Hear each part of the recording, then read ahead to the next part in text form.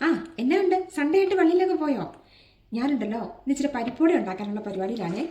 പരിപ്പൊക്കെ വെള്ളത്തിലിട്ട് വെച്ചിട്ടുണ്ടായിരുന്നു. എനിക്ക് ഈ സംഭവം വലിയ ഇഷ്ടമൊന്നുമല്ല കേട്ടോ, പക്ഷെ കുട്ടിച്ചിന് പരിപ്പോടി ഇഷ്ടം. എന്നാൽ പിന്നെ ഇച്ചിരി ഉണ്ടാക്കിക്കാന്ന് വിചാരിച്ചു.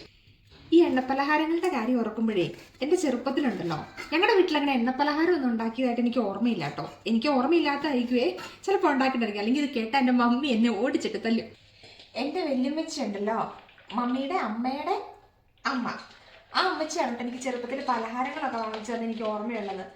അമ്മ ചായക്കടയിൽ പോയിട്ട് വന്നു കഴിയുമ്പം എനിക്ക് സുഖിയനും പഴംപൊരിയും ഒക്കെ വൈകുന്നേരം വാങ്ങിച്ചുകൊണ്ട് വരാറുണ്ട് കേട്ടോ. അമ്മ വന്ന് ഞാൻ നോക്കിയിരിക്കും, കാരണം എല്ലുമിച്ച് വരുമ്പോൾ എന്തെങ്കിലും കൊണ്ടുവരുമെന്ന് എനിക്ക് ഉറപ്പാണേ. നമുക്ക് പലപ്പോഴും പലതിൻ്റെ വില അറിയത്തില്ല, നമുക്ക് കിട്ടുമ്പോൾ കേട്ടോ.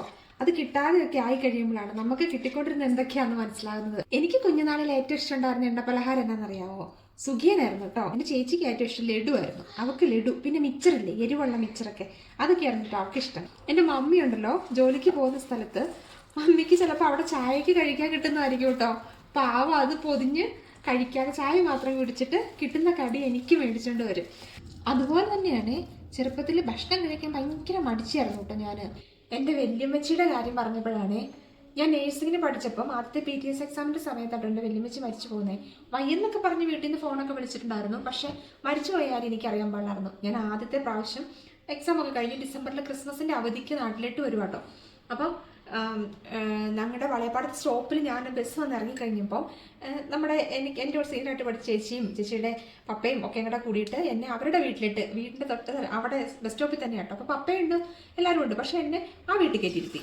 അപ്പം എന്നിട്ട് നമുക്ക് ബ്രേക്ക്ഫാസ്റ്റ് കഴിച്ചിട്ട് പോകാമെന്നൊക്കെ പറഞ്ഞു കേട്ടോ. ഇഡ്ഡലിയും സാമ്പാറും ഞാൻ ഇപ്പോഴും ഓർക്കുന്നുണ്ട് എനിക്ക് ചേച്ചി ഉണ്ടാക്കി തന്നത്. അപ്പോൾ അതൊക്കെ കഴിച്ചിട്ട് ഞാൻ അവിടെ ഇരുന്നു. എന്നോട് അവർ പറയണത് ഇങ്ങനെ വല്യമ്മച്ചി മരിച്ചു പോയി, മോൾക്ക് എക്സാം മറന്നുകൊണ്ട് അറിയിക്കാൻ പറ്റില്ലെന്ന്.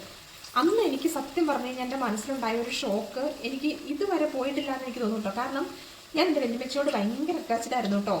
ഞാനുണ്ടല്ലോ എൻ്റെ വല്യമ്മച്ചിക്ക് കൊടുക്കാനായിട്ട് ഞാൻ ആന്ധ്രയിലാണ് പഠിച്ചത്. അവിടെ ഈ പൊരി എന്ന് പറഞ്ഞൊരു സംഭവം ഉണ്ട് കേട്ടോ, പല്ലില്ലാത്തവർക്ക് കഴിക്കാവുന്നതാണ്. എൻ്റെ വല്യമ്മച്ചിക്ക് പല്ലൊന്നും ഇല്ലായിരുന്നു, ഒറ്റ പല്ലില്ലായിരുന്നു വായിൽ.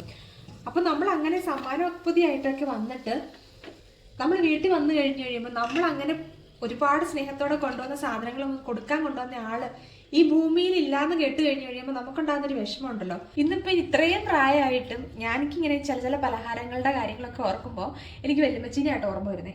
അതൊക്കെ പറ്റേ നമ്മുടെ പരിപ്പോടെ റെഡി ആയിട്ടുണ്ടേ. ഞാൻ കുറച്ചേ ഉണ്ടാക്കിയുള്ളൂ, കാരണം എനിക്ക് ഇഷ്ടമില്ലാത്തത് കൊണ്ട് ഞാൻ കുട്ടിസിനുള്ളത് മാത്രമേ ഉണ്ടാക്കിയിട്ടുള്ളൂ കേട്ടോ. എന്നാൽ പിന്നെ ശരി, പിന്നെ കാണാവേ.